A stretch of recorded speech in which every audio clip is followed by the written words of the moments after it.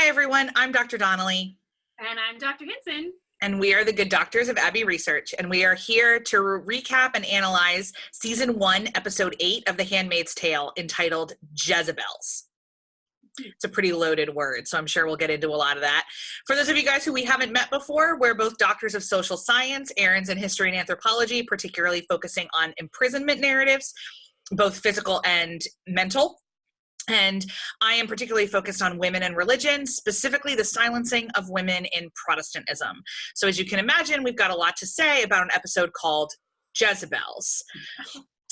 So after last episode where we took a hot break from Gilead and we were in Canada with Luke, we're back in the bowels of the insanity. Right. Commander Waterford gives Offred makeup and a dress and tells her that he's taking her out for the night. And then Nick drives them into Boston to like an underground brothel where prostitutes, which are known as Jezebels, work. Offred sees Moira there. Nick trades drugs and pregnancy tests for alcohol with one of the Marthas. I just kept looking at this episode being like, yeah. Okay. Offred goes to see Moira again, and Moira explains to Offred that the Quakers tried to get her out, but she got captured instead. So Moira had a choice of being sent to the colonies or the brothels. And Offred's like, well, I'm going to try to escape. And Moira calls her an idiot. And she's like, this is Gilead. Nobody gets out. Offred reveals to Moira that she knows that Luke is alive. And then we flash back and we spend the rest of the time, a good chunk of time with Nick, finding out how he became an eye after reporting to the commander about breaking protocol with one of the handmaids. There's some other flashbacks to the suicide of the previous Offred. And the very, very clear flashback to Serena, like growling at the commander saying, what did you think was going to happen? Mm-hmm. So what that says to me, and we'll get into this, is that he's done the Scrabble thing before. Yeah. So we're going to have to think about that. So in the present, Nick takes Waterford and Offred back home, and he ends his relationship with Offred, and Offred is pissed. Then she gets back to her room, and Offred's gotten a gift from Serena. It's a music box. And then the episode closes with Offred etching into the closet, "You are not alone." So we're back to, which I really wanted it to say, "You'd never walk alone," so I could do a Liverpool gag, but she didn't. So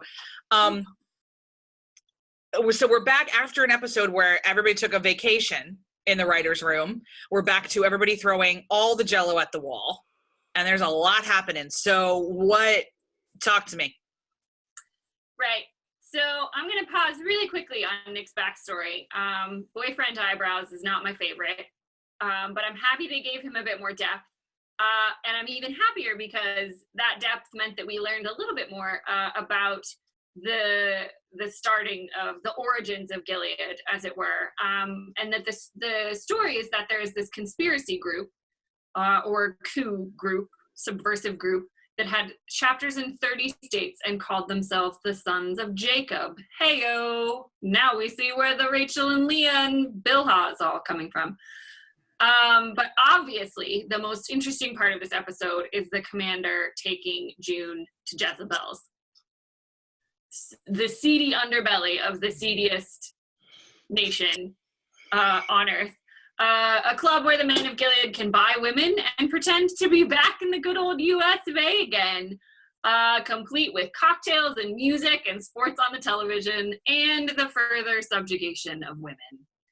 I was gobsmacked watching this. I was like, what is happening?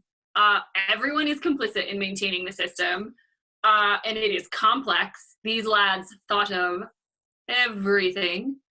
And we hear how they have found, of course, a scriptural precedent for having concubines. What? Of course they did. So feel free to jump right into Pastor Kristen mode on this one, kiddo. Were you expecting this level of hypocrisy and deceit? You generally see things a bit further ahead than I do. I was really unsettled and upset.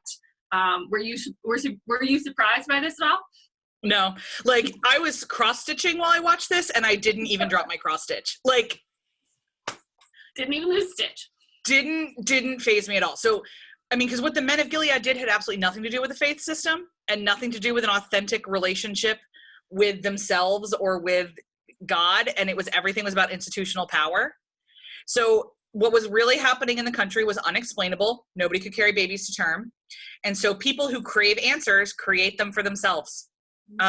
So the fertility crisis stripped everybody of control, and men who were used to control began to craft ways to get it back. White dudes are so good at this throughout history. This is like the story of the white dude.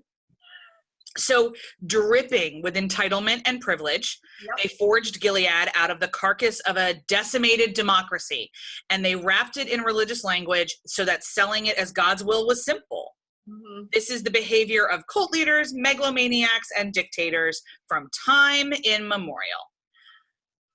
So, and because Gilead doesn't really represent a personal faith system built on humility or mystery or faith, but is instead all about power, of course, these jerkwads were going to make sure that they could still get it off. So, like, for all their talk of lust as a sin and the commander's comment that makes it seem like the Gilead leadership blames lust and sex for the downfall of America, they don't realize that by separating sex from relationships, they've fundamentally broken its purpose, and they don't really care. Nope, not at all. So, like, sex, yes, is sometimes about procreation, but it's really about the union of bodies and souls. Like, honestly, it's about hormones releasing through orgasms and thus helping all the bodily systems become in line with each other again. Sex and relationships is used to bring people closer biologically. There's chemistry and such attached to this, but from a theological perspective, I just always think about how the fact that there are more nerve endings in a clitoris than anywhere else in a woman's body, and it serves no other function than pleasure. So surely the God of the universe, who knits all people together in their mother's womb, according to Psalm 139, didn't do that by accident. Like, y'all introduce some logic to your theology and everything moves a little bit better. Like, it's really not that hard. No. So all that to say, because sex is not properly located in their theology, it has to remain about pleasure and power and control, which is why we have the Jezebels. Concubines were always about power. They were never about pleasure. So the theme continues. I mean, like, when we hear of the biblical kings of the Old Testament, when they list their assets and their wealth, they always list the number of concubines. Yeah. Like, it's the same, like, they had X number of shafts of wheat and X number of, like, female sex slaves. Yeah. So I've wondered where gender professors and high-powered lawyers and CEOs were forced to become enslaved in this new world, and we got an answer. When he pointed out to a sociology professor casually sipping whiskey, I was like, well, that's where good to know. Good to know I had another option besides the colonies. Oh my God, I know.